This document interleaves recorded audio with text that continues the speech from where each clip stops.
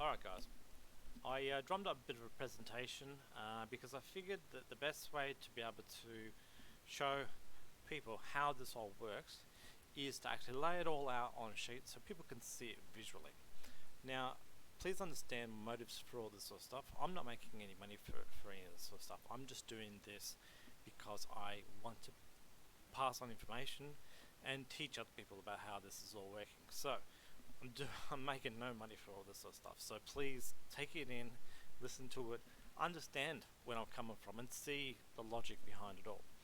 So, probably back in 2015, maybe 2016, a company named Byteball basically sprung up and they decided to go out there and create a cryptocurrency that was obviously inspired from the early works of Bitcoin. Right, so they went out there and did some cryptography and tried to create a DAG chain, and so they basically programmed up a DAG chain and they put it into code, which, as you can see here, that's basically, I mean, it's not really the code, but I mean they just basically produced this sort of code. So Byteball was the original company, and they uploaded this open source. Mind you, open source is where anyone can view the code. They can actually view the code and they can review it, they can add comments to it, and GitHub is sort of like the Facebook social media of programming. So people can go on there, they can trade ideas, they can trade small like paragraphs of code to each other, so that they can actually pass on information, share it around, and get people to get more eyes onto code and get the code sort of evolving. Now, after a while, they decided to do a rebrand. So Byteball changed into Obyte. Now, when they changed into Obyte, they would have had to have looked at this code. They would have had to scribble out anything that said Byteball, and then just change it to Obyte, and then probably reword a whole bunch of other things and then resubmit it back to GitHub again. Alright, so this would have been all open source. Anyone can view this program, anyone can see it, anyone can download it off GitHub and then run the program themselves and test it out. Now, of course, after OneCoin basically had their scenario where they couldn't find someone to go and build them a blockchain, I guess there would have been a few unhappy people within the OneCoin community, and so some people went out there and created Dagcoin. And when they created Dagcoin, they basically took this program right here from GitHub, right here, and they dragged it across and renamed it up here to, let's change color, make it red. They changed all the parts which had Obyte or Byteball and they made it Dagcoin, right?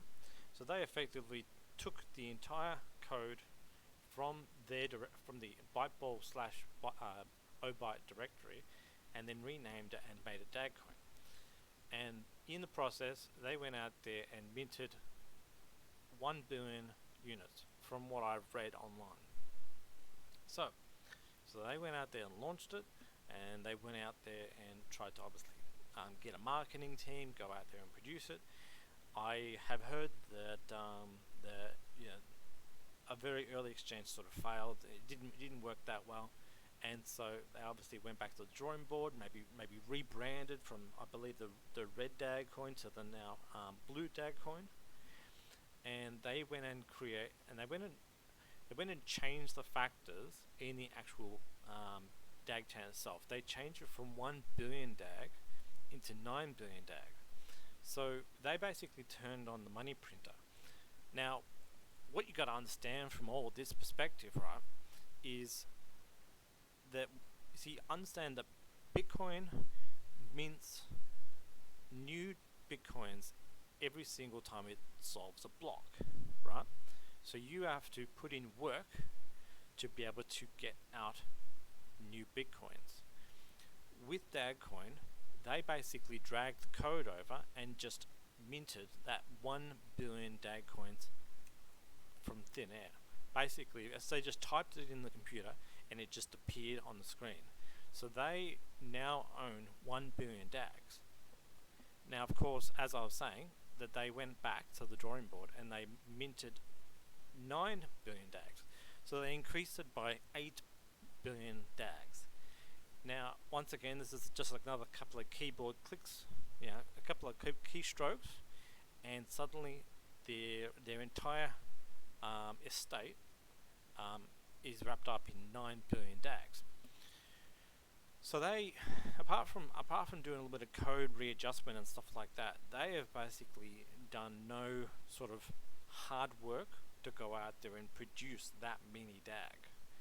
It just appeared. Just a couple of keystrokes, as I said. So when they went out there, they decided to create a success factory, of course, which they connected to their DAG chain, of course. And so if we connect that to success factory there, and so what they would have done is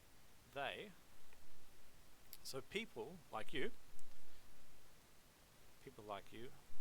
walk in with your euro or whatever other unit of a currency that you have, but they were accepting euros, of course, so would have had to exchange via a bank, and they receive your euro. It goes in, and they give you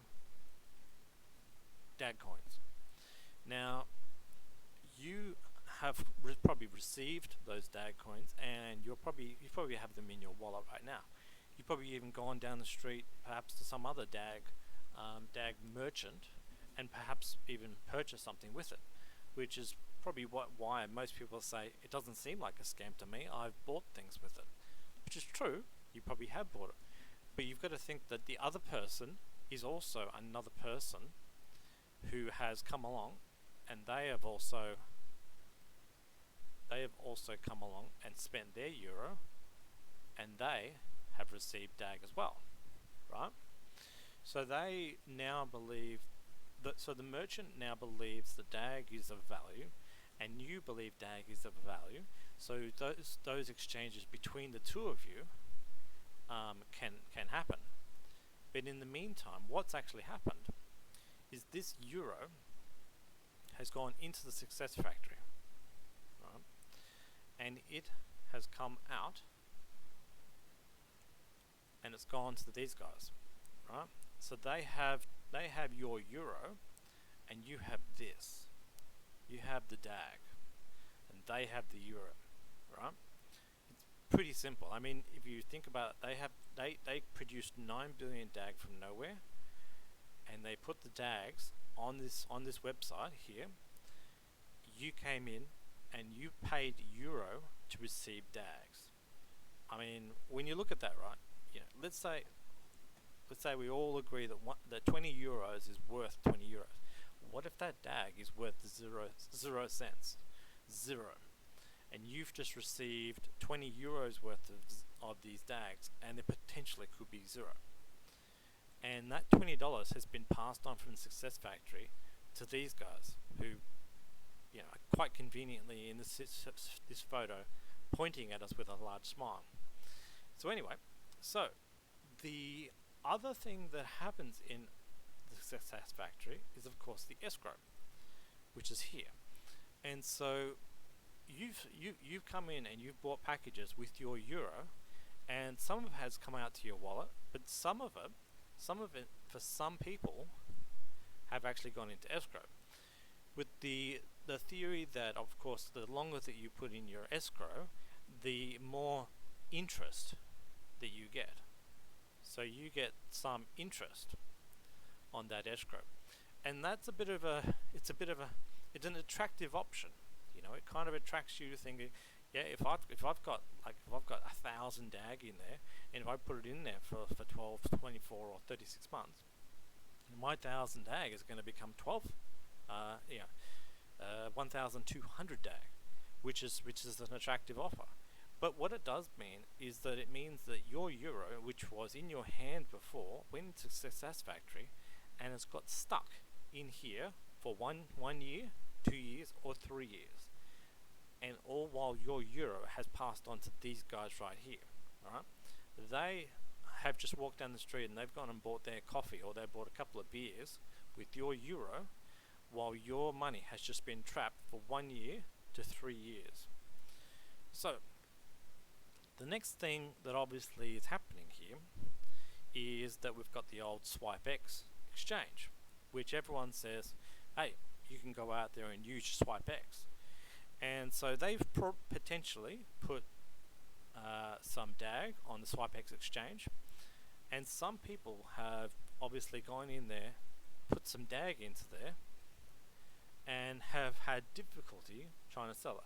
I'm sure that some people have managed to sell quite a bit, probably in the beginning, but some, as I've reported on some of the other videos, that some of these DAG coins have not been selling very fast, like that other guy who was selling 1 DAG per day, which meant that he would have waited 4,000 years to sell 2 million DAGs. And so you put your DAG into this exchange, and the euro does not come out. It really doesn't come out. So you are not getting the euro at all. Even if the actual SwipeX exchange is showing that you've got $20 of euro, I believe that, see, you've got to go through one more stage. You've got to go through, let's change color again, go to the black. You have to go through to your bank. And if you can't get to your bank, then what are you going to do? See, you need your euro to turn up in your bank. So there's one extra stage. So it's all fine for a DAG to turn into a euro on the SwipeX exchange, but you also need to withdraw it too. So if you are finding that no money is actually going back to your bank account, then that means that this is also stopped. So that has also stopped, which means that you're never going to get your money back. The bank never gets the money, the euro never gets received, the DAG coin just goes in or back out to your DAG wallet again, all while you are putting in your euro here, and it's going to these guys. And the finish to all this, of course, is the fact that all the euro turns up in their account. Their pockets become lined with your euro. I hope this has made it very clear. I'll zoom out just so that you can see it all again. So Byteball created code, they rebranded to Obyte, they launched it on GitHub. Dagcoin took the code of GitHub, changed the words, minted 1 billion DAG, increased the DAG to 9 billion, put it on the success factory, you bought it, you brought it in your friends, you brought it in your parents, you brought in your siblings, and they took DAG out, or they put it into escrow to wait for a percentage interest for 1 year to 3 years. And anyone who's actually bothered to put it in SwipeX have put their DAG from their DAG wallet in anticipation to get their euro, and their euro is not turning up. And if there is actually any sales of euro, it's not making it to the bank. And so all this problem down here just means that this euro goes into Success Factory and then goes straight to these guys right here. And that's how pre-mining happens. It's called pre-mining. It's where someone creates a number and it mints all of the currency that they want to sell to you, and they haven't done mining to produce each unit. They are the ones who created the dollar, and you are just paying them for it. So I hope that's clear enough for everyone. Thanks for listening.